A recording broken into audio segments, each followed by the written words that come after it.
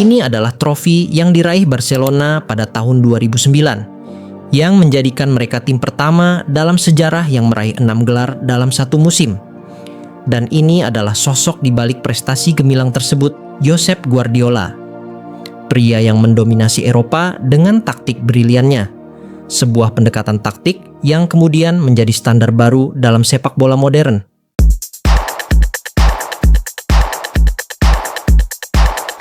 Pada tahun 2008, Barcelona memasuki fase transisi setelah mengalami penurunan performa.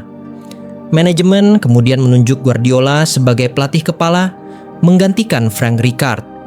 Keputusan ini sempat diragukan karena minimnya pengalaman Guardiola di level tertinggi. Namun, ia bukan sosok asing bagi klub. Sebagai lulusan Akademi La Masia dan mantan pemain, Guardiola telah memahami filosofi dan identitas permainan Barcelona. Perjudian ini tidak membutuhkan waktu lama untuk membuahkan hasil. Musim 2008-2009 menjadi titik awal kesuksesannya sebagai pelatih. Ia berhasil membawa Barcelona meraih treble, sekaligus menutup musim dengan sextuple, sebuah pencapaian bersejarah bagi klub Spanyol. Hal ini terlihat pada tahun 2010 di Afrika Selatan, ketika Spanyol menjuarai Piala Dunia dengan gaya bermain yang sangat dominan. Mereka mengandalkan penguasaan bola melalui umpan-umpan pendek, pergerakan tanpa bola, serta struktur posisi yang presisi. Sebuah pendekatan yang sangat mirip dengan sistem Guardiola di Barcelona. Fondasi dari semua ini tidak lepas dari pengaruh Johan Cruyff. Bagi Guardiola, Cruyff bukan sekadar mentor, melainkan fondasi intelektual dalam memahami sepak bola. Dari sanalah lahir obsesinya. Obsesi yang sering disebut sebagai kegilaan yang positif. Guardiola dikenal sebagai perfeksionis yang memikirkan sepak bola hampir tanpa henti. Bagi dirinya, sepak bola bukan sekadar permainan, melainkan sistem kompleks yang selalu bisa dianalisis dan disempurnakan. Seperti yang pernah diungkapkan oleh Arjen Robben, dia sering menelepon kami dini hari hanya untuk membahas taktik. Di lapangan, obsesi ini terlihat melalui konsep juego de posición, di mana setiap pemain dituntut memahami ruang dan peran secara presisi.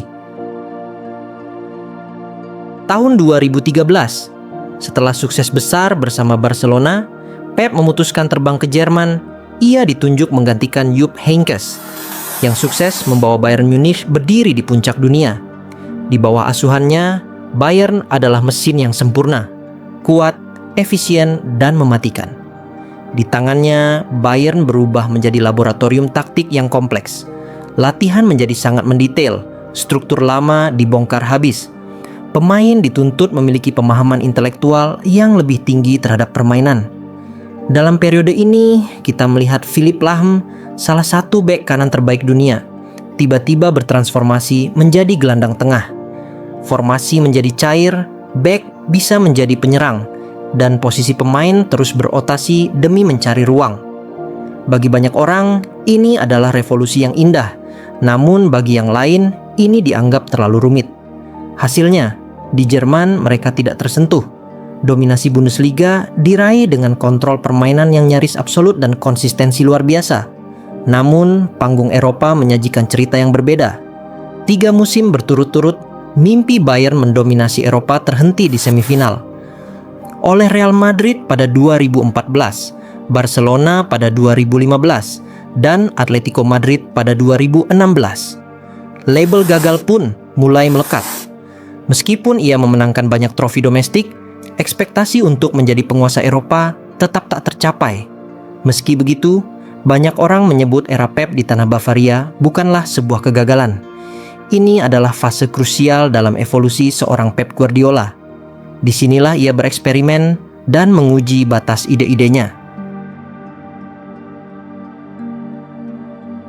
Setelah petualangan singkatnya di Jerman, pada tahun 2016 Pep Guardiola tiba di Manchester City dengan reputasi sebagai salah satu pelatih terbaik di dunia. Namun ada satu pertanyaan. Apakah filosofinya bisa bertahan di liga paling keras dan paling cepat di dunia? Hal itu langsung terbukti pada musim pertamanya di Inggris. City tampil inkonsisten, gagal meraih trofi, dan Pep mulai diragukan. Banyak yang mengatakan gaya bermainnya terlalu idealis untuk sepak bola Inggris yang dikenal lebih mengandalkan fisik dan direct football. Untuk pertama kalinya dalam karirnya, Pep dipaksa beradaptasi, bukan hanya memaksakan ide. Dari kegagalan itu, sebuah evolusi lahir. Pep mulai merombak tim secara total untuk memenuhi visinya tentang positional play, namun tetap dengan intensitas Premier League. Bek sayap tidak lagi sekadar bertahan. Mereka masuk ke tengah sebagai inverted players. Penjaga gawang bukan hanya penghalau bola, melainkan motor serangan dari lini belakang. Perlahan namun pasti, Manchester City bertransformasi menjadi mesin yang tidak hanya menyerang, tetapi mengontrol setiap aspek di atas lapangan. Puncaknya terjadi pada musim 2017-2018. City mengukir sejarah dengan meraih 100 poin di Liga, rekor yang belum pernah ada sebelumnya di Inggris.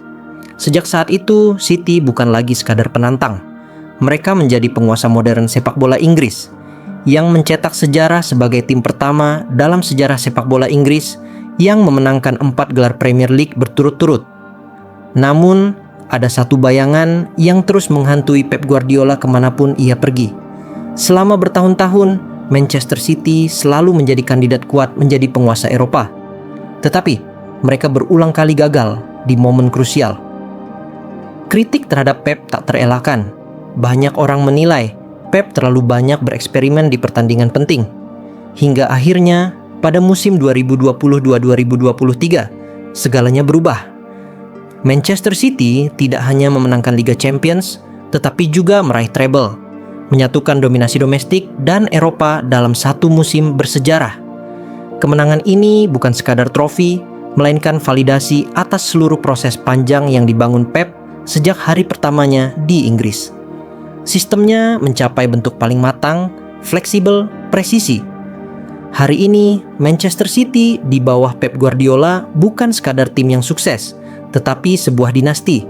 Dominasi mereka di Premier League, konsistensi performa, dan pengaruh taktiknya telah mengubah standar sepak bola modern.